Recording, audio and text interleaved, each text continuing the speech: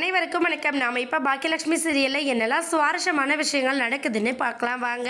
எழில் செழியன் 2 பேரையும் வீட்டை விட்டு திரும்பவும் நம்ம பாக்கிய அனுப்பக்கூடாது அப்படின்னு நீங்க நினைச்சீங்கன்னா இந்த வீடியோக்கு ஒரு லைக் போடுங்க. நம்ம அத்தையால ப்ராப்ளம் வந்துகிட்டே தான் இருக்கும். இந்த பசங்க அதனால நிம்மதி இல்லாம ரொம்ப டென்ஷனா இருப்பாங்க. அவங்களோட வேலையும் சரியா பார்க்க முடியாது அப்படின்னு சொல்லிட்டு நம்ம பாக்கியா ரொம்பவே யோசிக்கிறாங்க. ஏன்னா ஒரு பக்கம் நம்ம எழிலையும் அமிர்தாவையும் அவங்க நிம்மதியாக இருக்க விட மாட்டாங்க. எப்போ பார்த்தாலும் குழந்தை எப்போ அப்படின்னு சொல்லி கேட்டு அவங்கள ரொம்ப டிஸ்டர்ப் பண்ணுவாங்க. அதனால் அமிர்தாவும் மனசுடைஞ்சு போயிடுவா.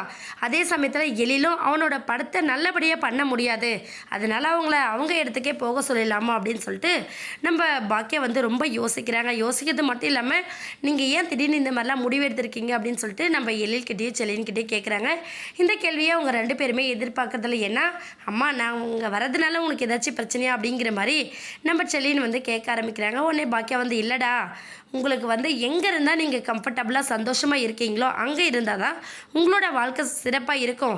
நான் இங்கே தனியாக இருக்கேன், பாட்டி இங்கே தனியாக இருக்காங்கன்னு நினச்சி நீங்கள் வந்தீங்கன்னா உங்களோட நிம்மதி எக்காரத்தை கொண்டு கெட்டு போயிடக்கூடாது. அதை மட்டும்தான் நான் மனசில் வச்சு இப்படி சொல்லிக்கிட்டு இருக்கேன் அப்படின்னு சொல்லிட்டு நம்ம பாக்கியா சொல்கிறாங்க. உடனே எழிலும் செல்லின்னு என்ன பண்ணுறாங்கன்னா, இல்லைம்மா அதெல்லாம் ஒன்றும் இல்லை, இங்கே ஒன்றா இருக்கிறதா எங்களுக்கு சந்தோஷம் அப்படிங்கிற மாதிரி சொல்கிறாங்க. இன்னொரு பக்கம் நம்ம எழில் என்ன பண்ணுறாங்கன்னா, பாட்டி நீங்கள் தெரியாமல் கூட இதுக்கப்புறம் இந்த மாதிரி கேட்காதீங்க. நீங்கள் நினச்ச விஷயம் கூடிய சீக்கிரம் கண்டிப்பாக நடக்க போகுது.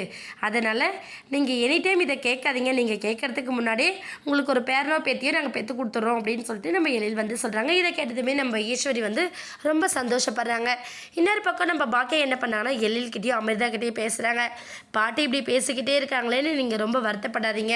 அதனால தான் உங்களை நீங்கள் இருக்கிற இடத்துல இருந்தால் தான் உங்களோட வாழ்க்கை சிறப்பாக இருக்குன்னு சொல்லிட்டு நான் உங்களை போக சொன்னேன். மற்றபடி நீங்கள் இங்கே இருக்கிறதுல எனக்கு எந்த விதமான கஷ்டமும் இல்லை அப்படின்னு சொல்லிட்டு ரொம்ப தெளிவாக எடுத்து புரிய வைக்கிறாங்க. ஆனால் எழில் என்ன பண்ணனா, இல்லைம்மா பாட்டி சொன்னதுக்கு நாங்கள் எதுக்குமே கோச்சிக்கல, பாட்டி சொன்ன விஷயத்தை பற்றி நாங்களே அனலைஸ் பண்ணிட்டு தான் இருக்கோம் அப்படின்னு சொல்லிட்டு நம்ம எழில் சொல்கிறாங்க. இதை கேட்டதுமே நம்ம பாக்கியாவும் ரொம்ப சந்தோஷப்படுறாங்க. கூடிய சீக்கிரம் எல்லோரும் ஒன்று சேர்ந்து சந்தோஷமாக ஃபேமிலியை ரன் பண்ண போகிறாங்க. வெயிட் பண்ணி பார்க்கலாம். இந்த வீடியோ உங்களுக்கு பிடிச்சிருந்தா மறக்காமல் நம்ம சேனலை சப்ஸ்கிரைப் பண்ணுங்கள். தேங்க்யூ.